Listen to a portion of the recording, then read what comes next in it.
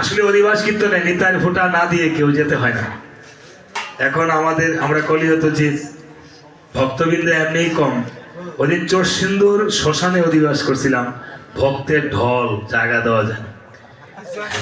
হ্যাঁ, ওইখানে ঋষিদাস লোকেরা, চৌহান সম্প্রদায়ের লোকেরা, তারা এত ভক্ত আমি দেখেছি। যেমন বারুদি বাবা লোকটা ব্রহ্মচারী মনে হয় বাবায় মুসলমানদেরকে কৃপা করে বেশি, মুসলমানরা বেশি যায়। রাজিরা কইরে বাবাই শুনে, আমরা গিয়া গলাত সাপ গলাত বাইন্দা কানলো, কাম হয় না, মুসলমানরা যেটা মানসিক রেডি হয়। হ্যাঁ এমন তো এই যে চৌহান, দিলীপ চৌহান, উনি ওরা মানে হ্যাঁ লক্ষ লক্ষ টাকা খরচ করছে, প্রসাদ 3-4 বার যে পারতাছে দিতা আছে এরকম। হ্যাঁ তো কীর্তন শুনে বলছিলাম ব্রজবাসী আর ব্রজগোপী এক জিনিস নয়। গোপীরা গোপনে গোপনে ভজনা করেছিল বলে কি গোপী, তাই না? আমরা ব্রজে বাস করি কিন্তু ব্রজগোপী হতে পারিলাম না। তাই মা কীর্তনে যদি হ্যাঁ ব্যাঘাত সৃষ্টি করবেন না। আমি 11:30 তো বাজে, 12টার পূর্বে কীর্তন সেরে দিব। আর যদি আপনারা বলেন তাহলে আমি আরো আগে সেরে দিব। 12টার পরে অধিবাস কীর্তন করতে হয় না। 4 ঘন্টার কম কীর্তন অন্তত আমি পারি না, এটা আমার ভগবান বা আমার উস্তাদের শিখায় নাই।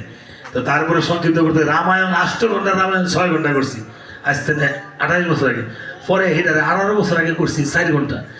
আজকে 8 বছর ধরে করছি 2 ঘন্টা 3 ঘন্টা। আর কত সংক্ষিপ্ত করতাম কোন করতে করতে করতে করতে পরে এটা কিছুই থাকতো না, কিছুই থাকতো না। এটার পরে রামায়ণ থাকতো না, এটা অনেক রামায়ণ হয়েছে। এক লোকে বলে কি করছে জানেননি, এক বৃদ্ধ লোক আমার মতন বুইরা আর কি, হ্যাঁ 3 ফোলার মাইয়া আছে, বউ আছে, তো বুইরা মানুষ আনছে একটা ভ্যান কিনা বানায়, তো টাকা বেশি লাগে, আইনা দিছে। প্রথম কইছে বউ রে আমার এটা একটু খাটো করে দিয়েছে। তো বউ কয় আমি বুড়ি মানুষ, হ্যাঁ আমার হয়েছে না, বুঝেন না আঙ্গ বাড়ির কথা কই। পরে শেষ মায়ের কইছে মায়ের আমি আই পরীক্ষা দিব, আমার কয় বাবাই ভ্যান খাটো করে দিতাম। পরে ভূতের বউরে কইছে আমি নাতির সারাদিন কাম করি, আমার কয় দুঃখে নিয়ে ওই যে জাপ ছিলেন, আমরা তো গরিব মানুষ, জাপ বেড়ার হয়ে দিছি। বউ কয় সত হইলো তো জামাই, বউ গিয়ে কাটছে কাটটা থিয়াকে দিছে না মাইয়ে কয় সত হইলো তো বাপ কইছে, মাইয়ে ওইটা 3 ইঞ্চি কাটছে। পরে ভূতের বউ কয় সত হইলো তো শ্বশুর কইছে কাটতে দিতাম, ভূতের বউ এটা গিয়ে 5 ইঞ্চি কাটছে। পরে এটা আর ফ্যান না, এটা হাফ প্যান্টও না, এটা জাঙ্গিও না, এটা কি হয়েছে এটা। তো কীর্তন সংক্ষিপ্ত করতে করতে কীর্তনের হয়েছে সুর, আর সুর বানাইছে এই ভক্তেরা, বুঝছেন?